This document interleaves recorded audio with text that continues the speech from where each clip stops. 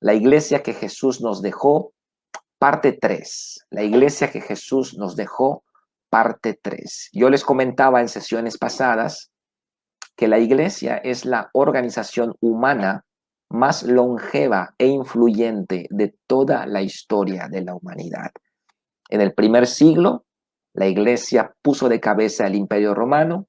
Segundo y tercer siglo, el Imperio Romano se dedicó a perseguir y a exterminar la iglesia, y la iglesia proliferó, floreció, creció, a tal grado que en el siglo IV, el primer emperador cristiano, Constantino, pongo entre comillas la palabra cristiano, pues legaliza el, el cristianismo, y para siempre en el Imperio Romano se guarda, se envaina la espada de persecución para los cristianos. Muchas cosas buenas vinieron, pero también hubieron aspectos negativos, porque la iglesia dejó de ser el modelo de Cristo, el modelo de los apóstoles, y se volvió una iglesia completamente diferente a lo que Cristo estableció. Y es hasta tiempos de la Reforma del siglo XVI que Lutero restaura la doctrina, restaura la palabra de Dios, y bueno, viene un despertar en la conciencia humana, un despertar en todas las esferas de la sociedad, las artes, la ciencia, la política, la educación, la música, los gobiernos, etcétera. Y bueno, la reforma protestante del siglo XVI sentó las bases de lo que hoy es el mundo civilizado, ¿no? Estamos viendo las imágenes de Afganistán, como los talibanes están tomando ahí Afganistán, y cómo la ley sharia se impone en el mundo musulmán, ¿no? Y cómo los lugares, los países donde el evangelio no ha logrado penetrar, viven en completa oscuridad, en completo, no hay respeto por la vida, bueno, cosas terribles que ni siquiera imaginamos o nos gustaría estar allá. Y cómo vemos esas imágenes, cómo la gente quiere salir de ese país, incluso colgándose de los aviones del ejército de Estados Unidos.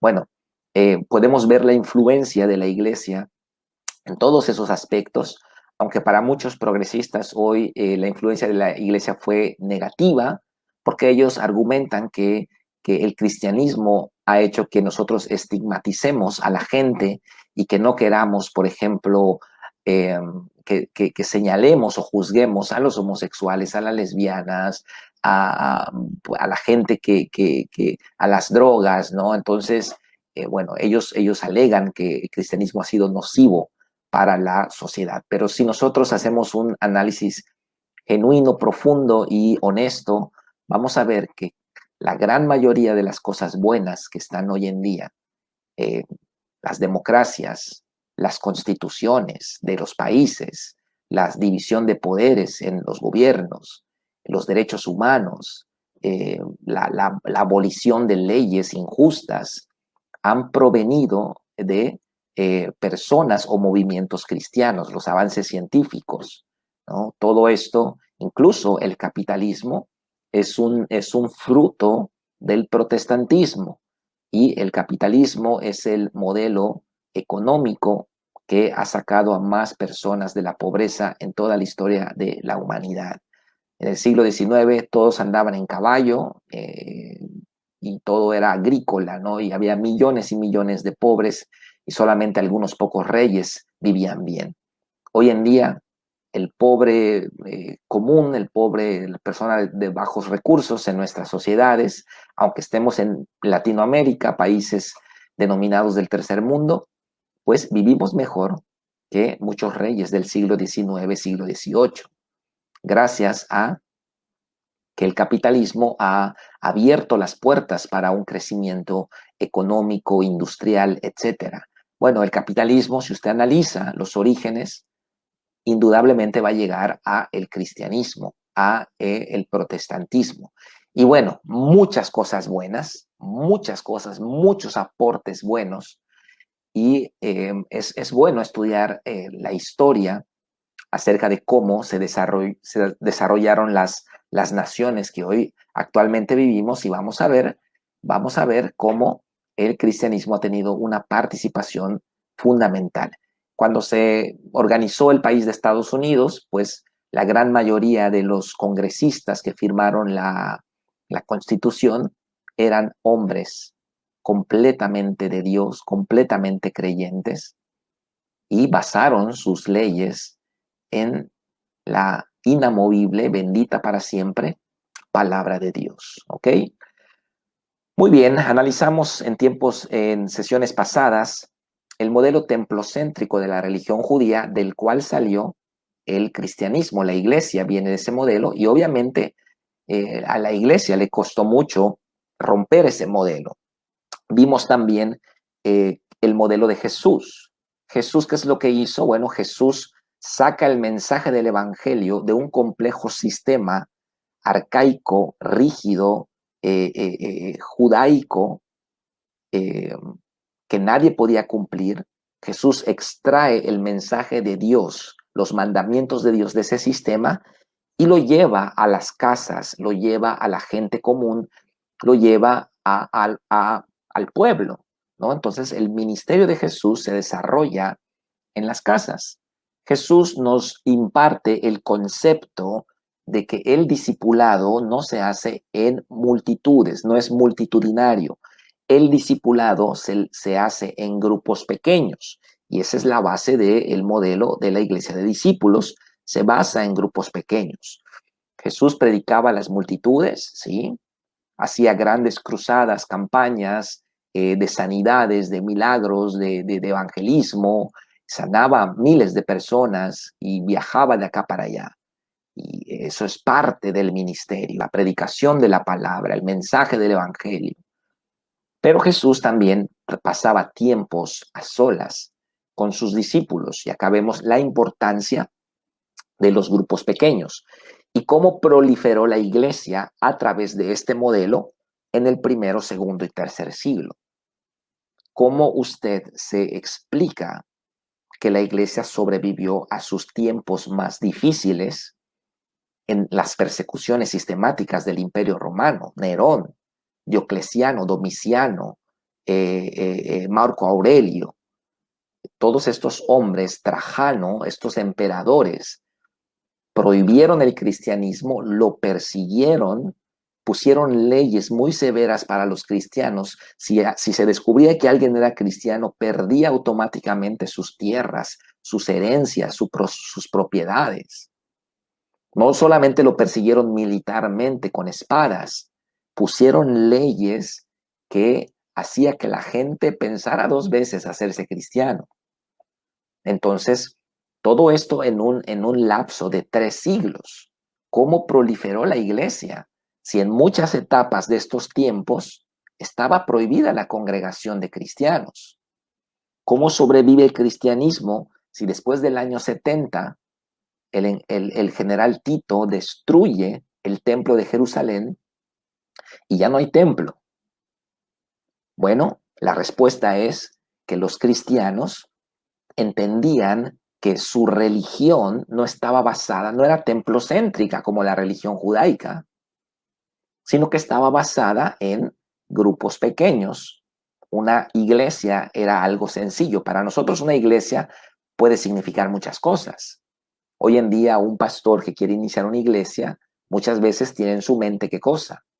Terrenos, edificios, mobiliario, plataformas, equipos de audio, equipos de video, no sé, locales, rentas. Normalmente eso es lo que está en nuestra mente cuando pensamos en el concepto de iglesia. Pero en los primeros 3 siglos no había nada de eso en la mente de los cristianos, de los discípulos.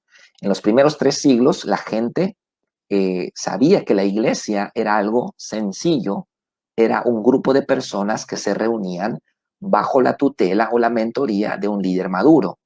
Y estas reuniones pudieran ser en una casa, en un patio, debajo de un árbol, en un local rentado, en un campo, y eso era una iglesia. Esa es la razón por la que la iglesia sobrevivió a sus siglos más oscuros, primero, segundo y tercer siglo.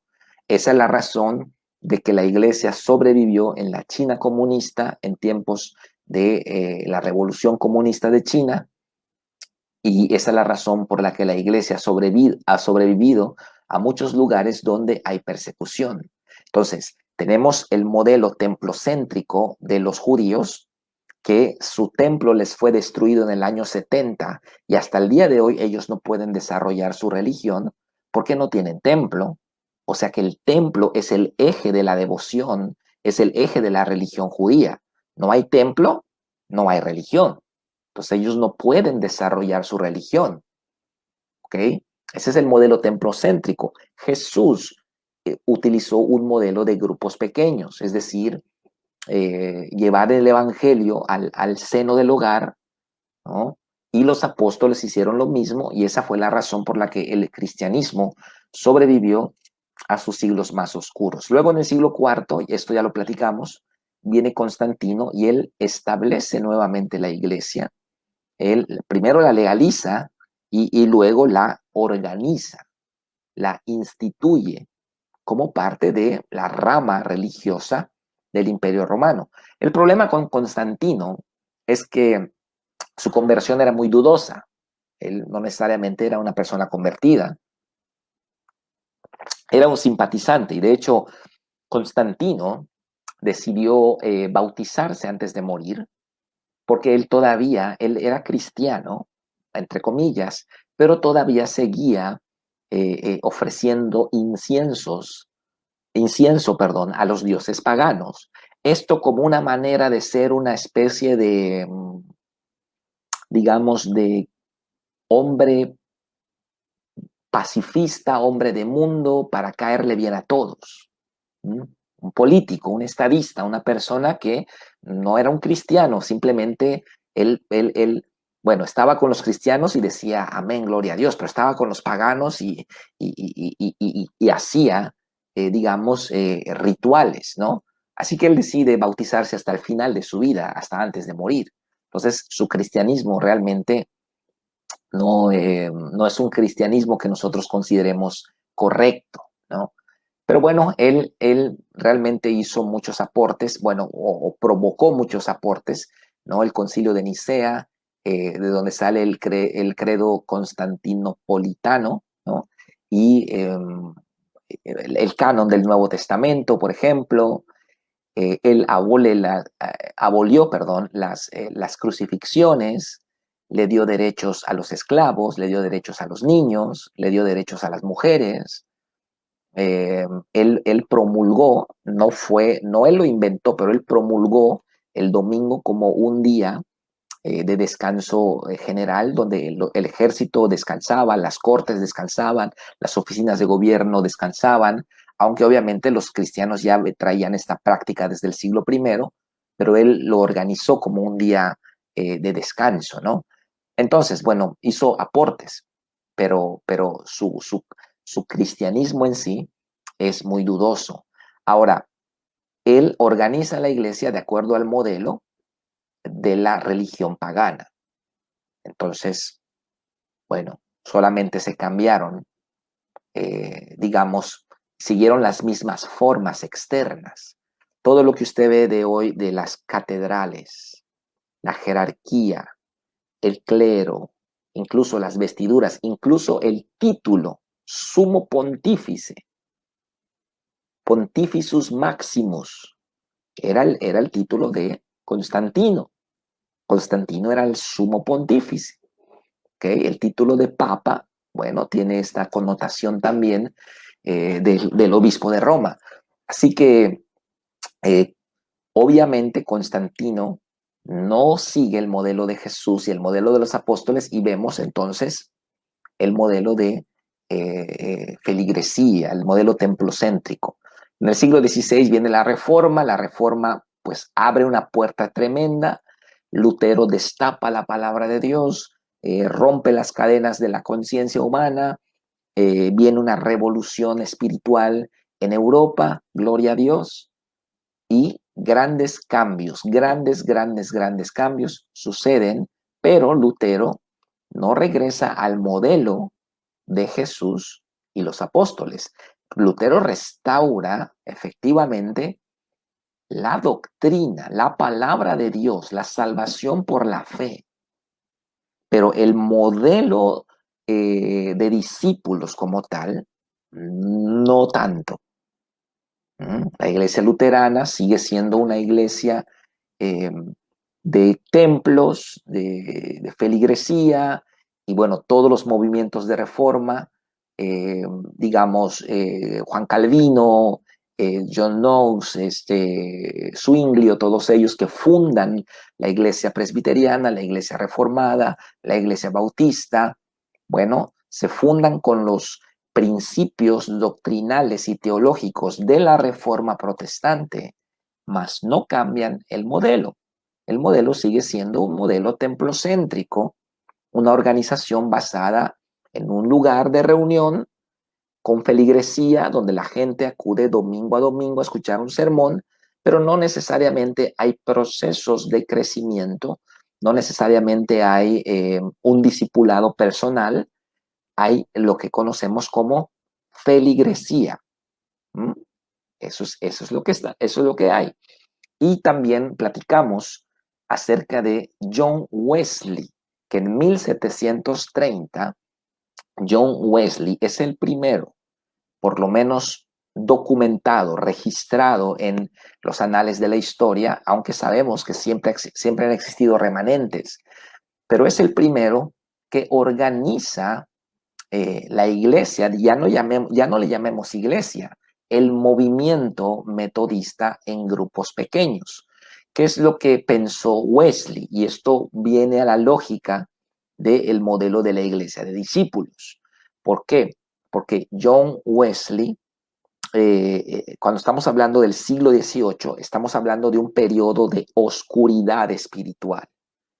Todos aquellos avivamientos del siglo XVI, principios del XVII, todas esas iglesias, esas naciones donde se convirtieron todos, los reyes, los príncipes, los presidentes, los primeros ministros, los empresarios, todos se convirtieron. Ya para tiempos de Wesley eso ya se enfrió, ya hay oscuridad otra vez. Las iglesias están de nombre, pero ya están muertas espiritualmente. Están las iglesias bautistas, presbiterianas, luteranas, episcopales, pero bueno, ya no se diferencian espiritualmente de la iglesia católica. Es lo mismo, solamente son cambios ligeros, externos, ¿ok? Y aquel avivamiento de fuego de los primeros reformadores ya cesó en los tiempos de Wesley. Wesley experimenta el nuevo nacimiento en un viaje de Estados Unidos a Inglaterra, conoce a unos moravos, él se convierte, experimenta el nuevo nacimiento, él nace de nuevo siendo ya un ministro ordenado, pero no era salvo, era un ministro estudiado y ordenado, pero él no era salvo. Y entonces él nace de nuevo en un barco y empieza una revolución en la vida de Wesley y empieza él a predicar el evangelio y empiezan a haber convertidos genuinos, no gente tradicional de la iglesia. Porque usted debe saber algo. No sé si usted ha pasado delante de una iglesia presbiteriana, ¿verdad? Y hay un letrero que dice Iglesia Nacional Presbiteriana. Esta palabra nacional, Iglesia Nacional, es una palabra que viene de esos tiempos. ¿Por qué? Porque en esos tiempos, en tiempos de Lutero, de Calvino, de Zwinglio, de todos los grandes reformadores, finales del siglo XVI, ¿ok? Mediados y finales del siglo XVI, eh, los países se convirtieron por completo y hubieron confesiones, la confesión belga, la confesión holandesa, la confesión de la Iglesia de Inglaterra, y los países al convertirse todos, pues ellos establecen su iglesia en su país. Entonces, si usted vivía en Bélgica, usted pertenecía a la iglesia belga y punto. No había que usted vaya a otra iglesia como hoy, que si usted quiere va a una iglesia de X denominación o si no va a otra. No, no, no. No había ese concepto. El concepto era que toda la nación era, por ejemplo, protestante, sí, pero en Bélgica, bajo la confesión de la iglesia belga.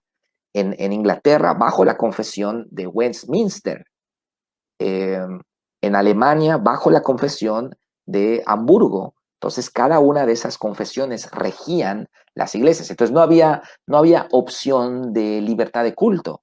Todos estaban apegados. Obviamente, en tiempos de Wesley, ya eso ya está completamente rígido y hay millones de personas en las iglesias que ni siquiera han nacido de nuevo. Están por tradición. Wesley empieza a predicar el evangelio. Pero después de algunos años de Wesley predicar el evangelio, se da cuenta de algo. Se da cuenta de que los cristianos, una vez convertidos, una vez nacidos de nuevo, necesitaban un discipulado. Un discipulado. Y ese discipulado no podía hacerse en los cultos dominicales, porque la costumbre en esos tiempos, obviamente estamos hablando de gente que era comerciantes, granjeros, aldeanos, ¿no? Entonces la gente iba a la iglesia 1 hora el domingo. No había tiempo para un discipulado, no había tiempo para grupos pequeños, no había tiempo para nada de eso. Entonces había una completa ignorancia de la gente en la palabra de Dios. Entonces Wesley dice, esto no está bien. Pero como Wesley no puede organizar una nueva iglesia porque está prohibido, lo va a perseguir el rey Carlos I, ¿no? Entonces Wesley lo que hace es que dentro de la iglesia de Inglaterra organiza sus grupos como grupos de estudio bíblico. Y entonces él argumenta que los cristianos, una vez nacidos de nuevo, necesitaban un discipulado personal, el cual no podría llevarse a cabo los domingos, sino que debía ser algo en grupos pequeños. Y él organiza los grupos pequeños, el primero en organizar los grupos pequeños en el tiempo moderno, y les llama clases. Les llama clases. Y cada grupo era de máximo 12 personas, con un líder maduro guiándolos, y ese líder maduro lo era porque había pasado ciertos procesos, ciertos cursos, y a través de esos procesos, él se había convertido en líder maduro. No cualquiera podía iniciar una clase. Las clases tenían que salir de otra clase. ¿Me explico? O sea, que no es que decir que, bueno, qué lindo, yo voy a iniciar una clase en mi casa. No, no se podía. Yo tenía que ser miembro de una clase, pasar tiempo de estudio, pasar tiempo de preparación, y después de cierto tiempo, el líder de mi clase me enviaba a mí a abrir otra clase. Entonces quedaba un vínculo, ¿ok?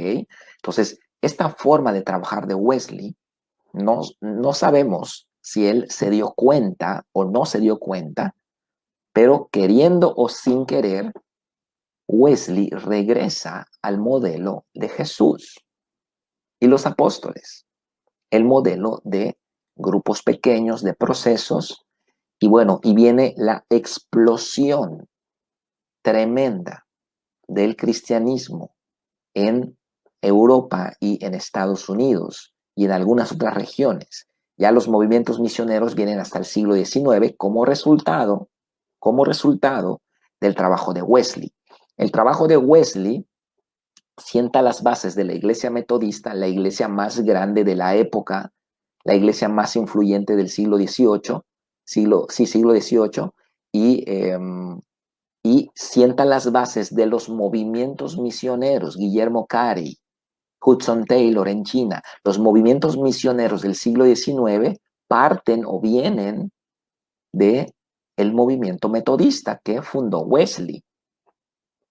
Y esa es una parte de la historia. La otra parte es que también el movimiento metodista sienta las bases de la revolución pentecostal de finales del siglo XIX en Gales, en Oslo, en Noruega, en Los Ángeles, California, 1906, y en muchas otras partes del mundo, Sudáfrica también, ¿okay? Es la iglesia metodista, digamos, quien tiene la estructura, la base, el fundamento para el desarrollo del cristianismo. Obviamente hoy la iglesia metodista no es necesariamente la iglesia que Wesley estableció, porque hoy la iglesia metodista se ha vuelto nuevamente una religión templocéntrica, una religión de feligreses. La iglesia que estableció Wesley era una iglesia de discípulos, con procesos, con parámetros, con grupos pequeños, con estructuras de liderazgo. ¿Ok? Muy bien.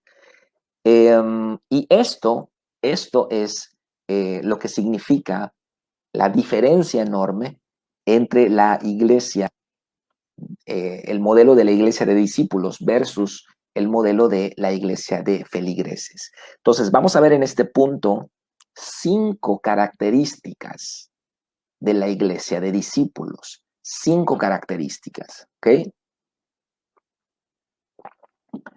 La iglesia, el modelo de la iglesia de discípulos, número 1, se basa en procesos. La iglesia de feligreses se basa en eventos, ¿ok? En la iglesia de feligreses uno espera que la gente se avive de evento en evento. Hago un congreso, hago un campamento, hago un seminario para matrimonios. Cada determinado tiempo tengo que meter algo como pastor para levantar a la gente, ¿no?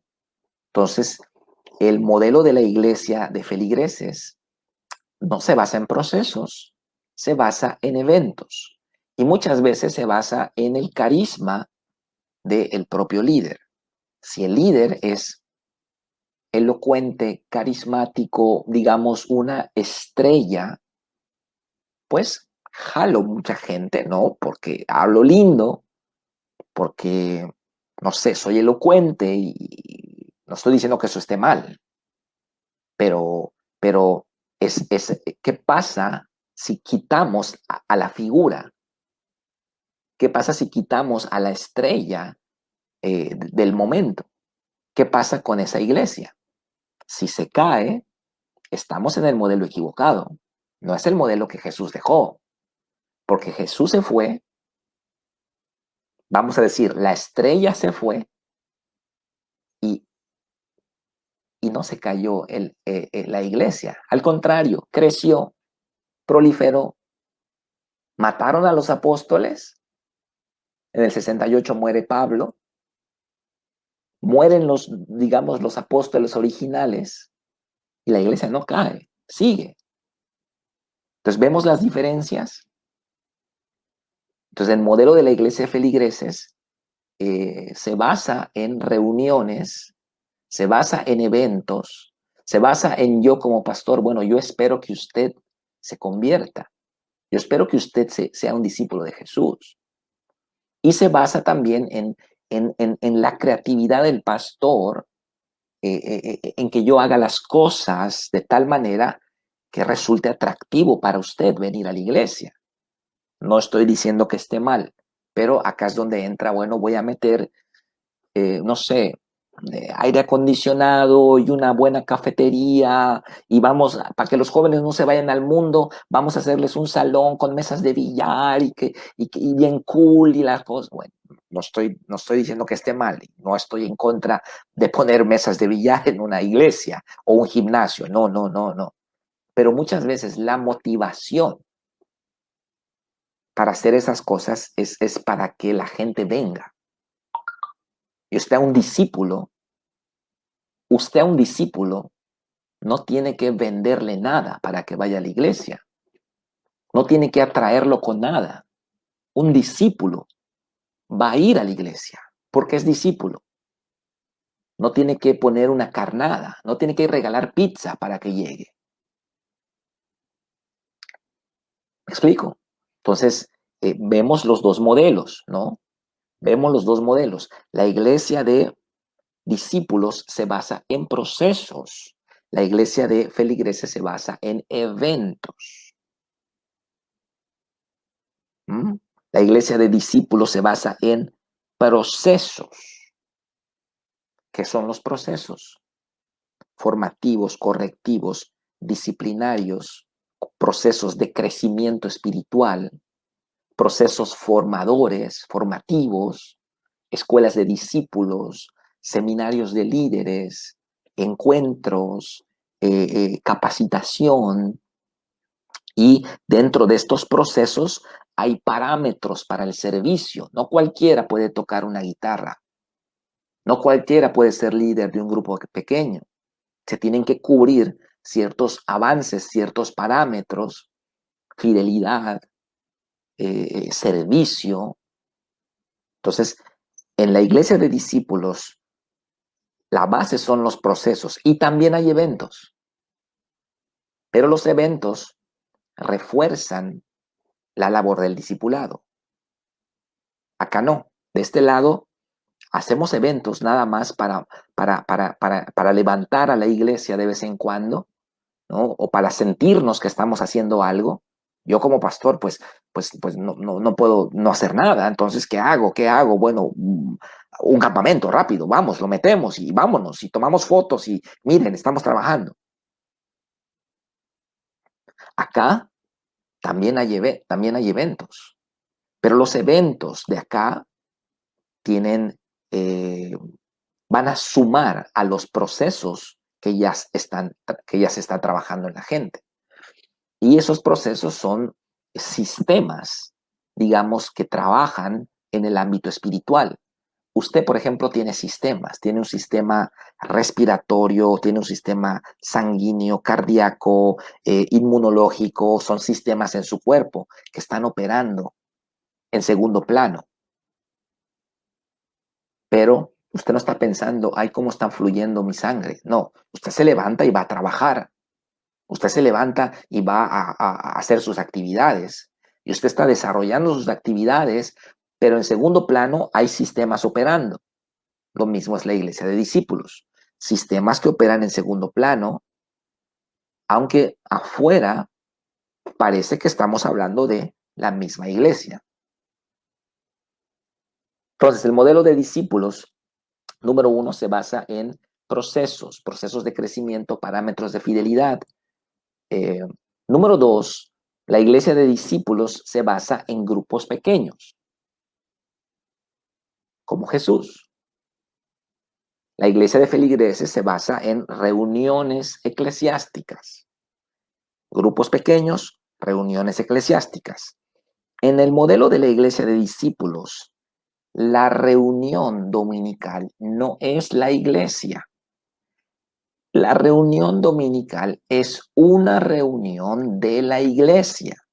En el modelo de la iglesia de discípulos, la iglesia es la organización vinculada de grupos pequeños organizados en una región.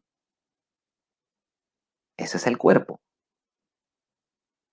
Entonces, la iglesia de discípulos se basa en grupos pequeños organizados,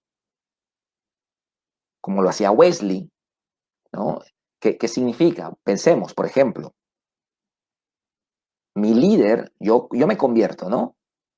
Voy a la iglesia, pero mi vínculo con la iglesia no es el domingo. Digo, el domingo hay que ir, ¿no? Es parte de la adoración. Pero yo empiezo a ser discipulado por una persona que es mi líder y no es el pastor, es un joven, una persona. Él me está discipulando. Yo voy a su grupo entre semana. Él me prepara, él me disipula, me adoctrina, voy a las clases que imparte la iglesia y después de un tiempo, 2 años aproximadamente, este líder me envía a mí como líder y yo hago lo mismo con otras personas.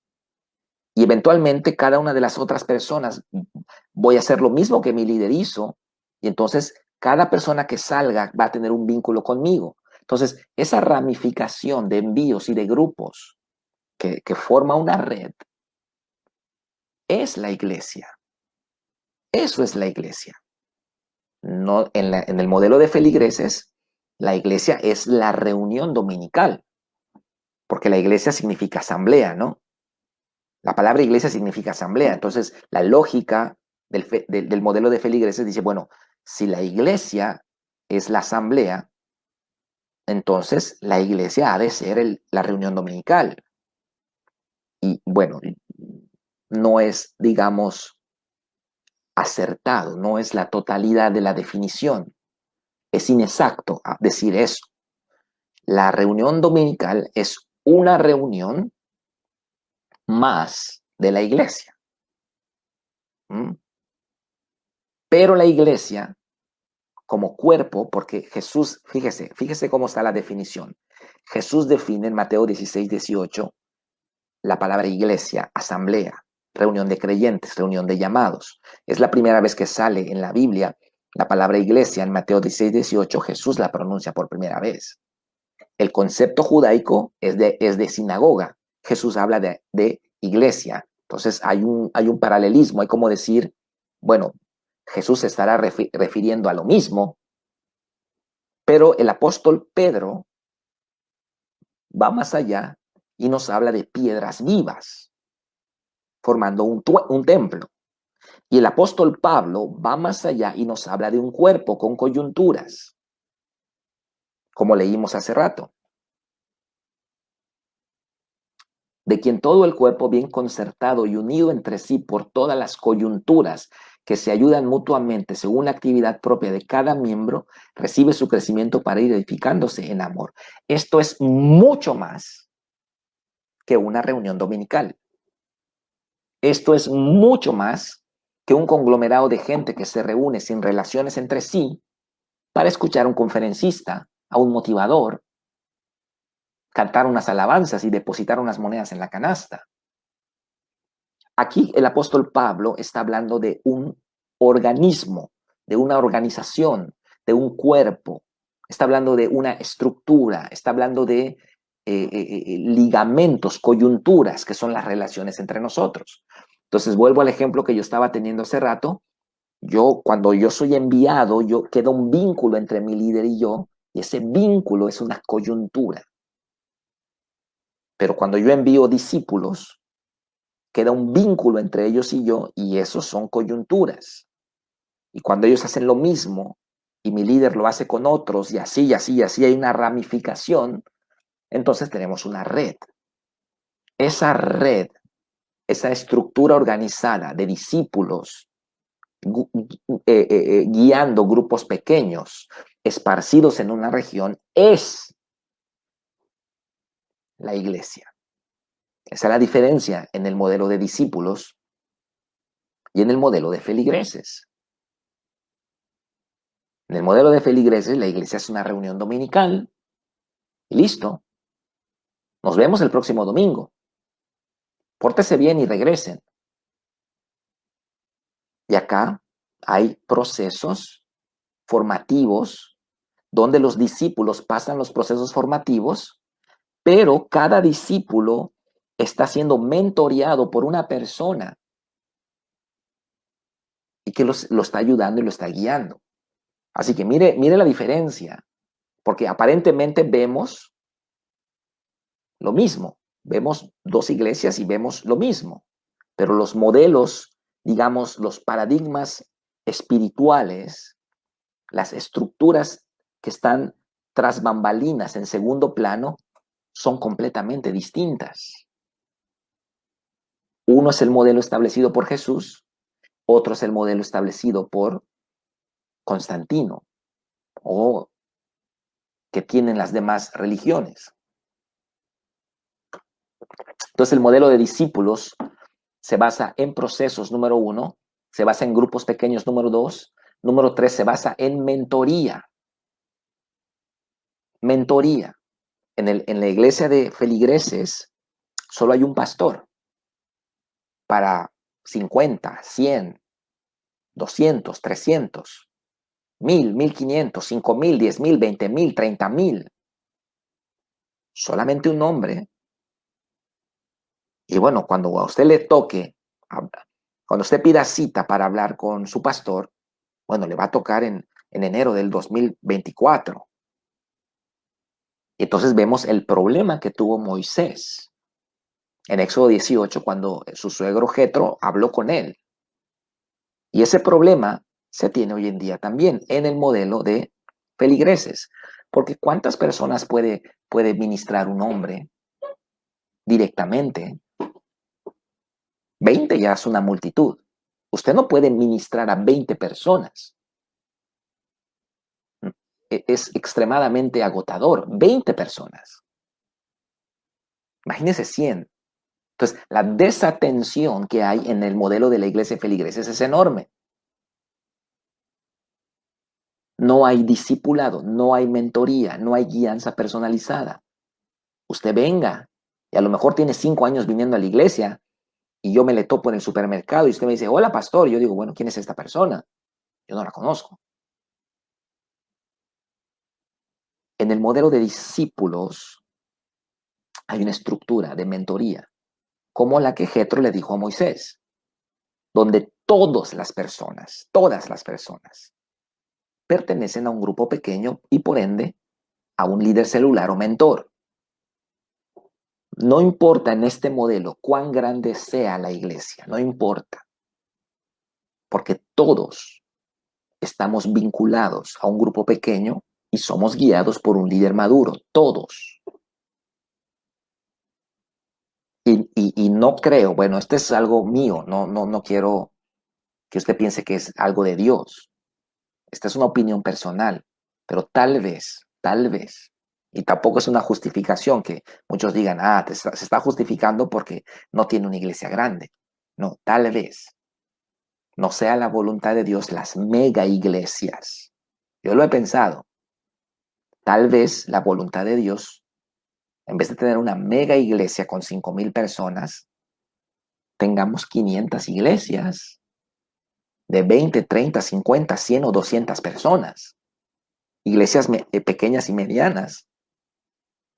Y todas esas iglesias que tengan sus equipos de líderes de célula para guiar a sus miembros.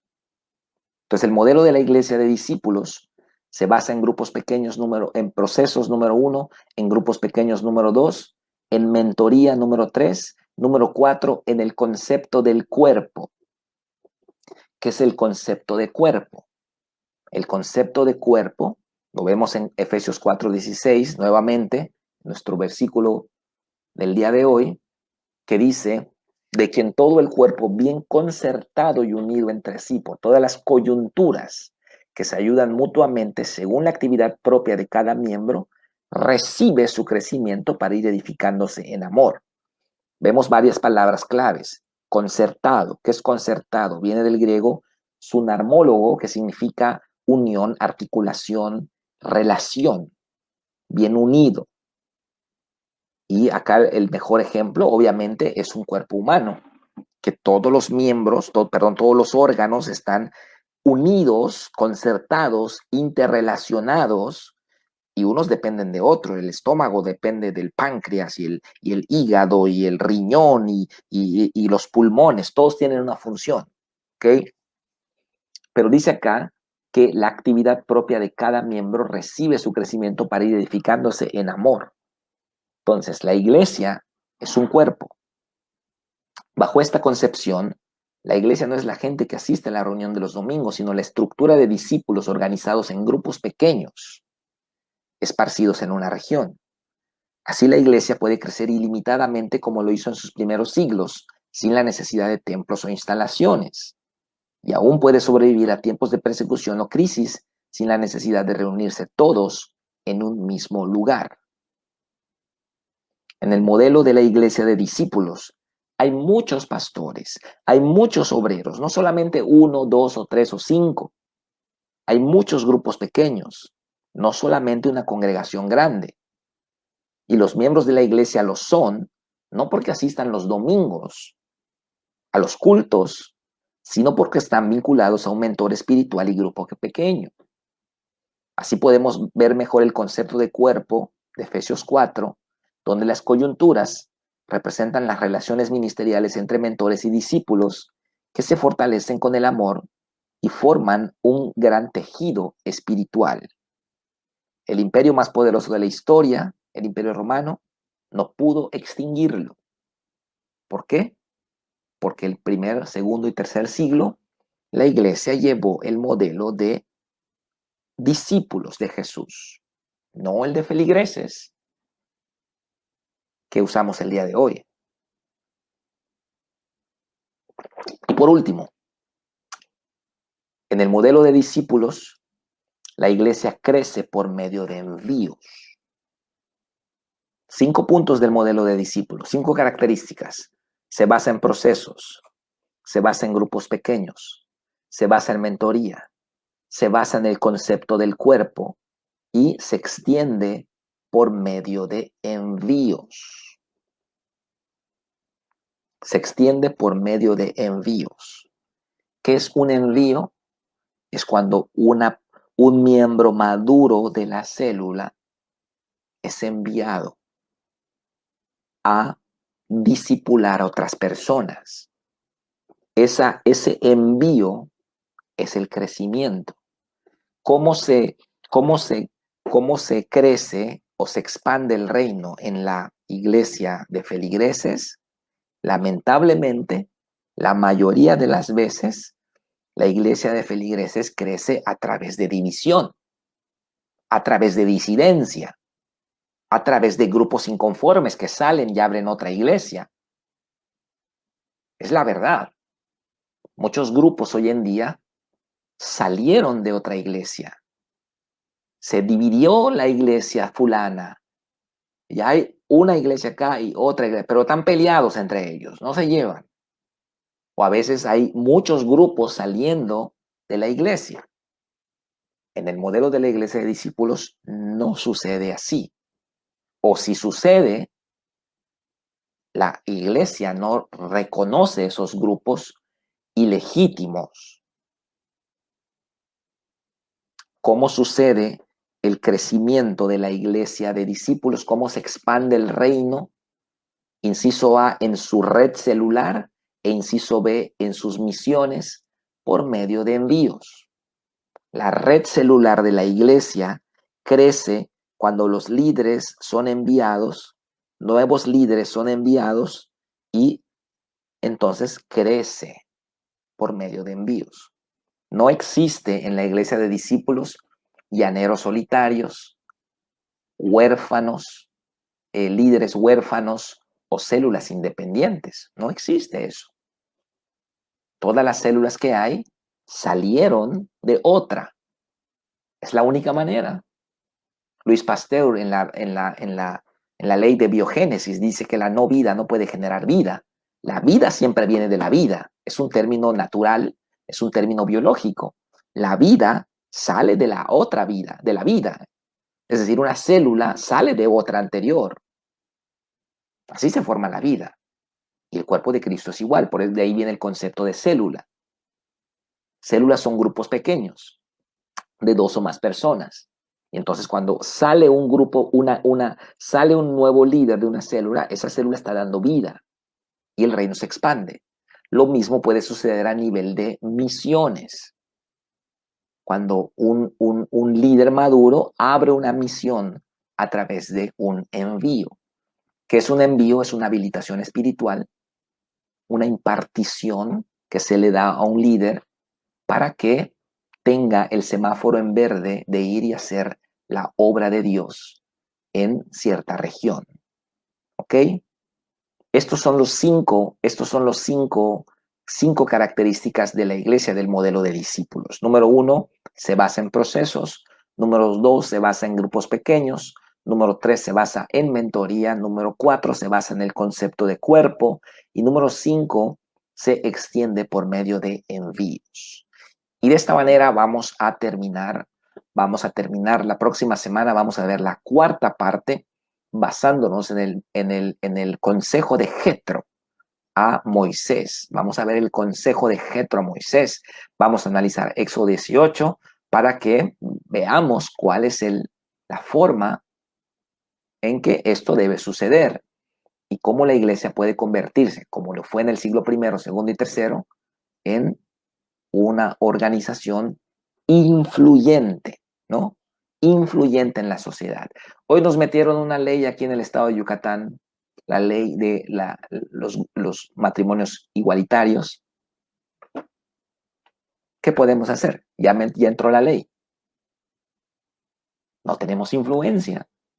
El cristianismo es un grupito allá que se reúnen cada quien en su micromundo de 4 paredes.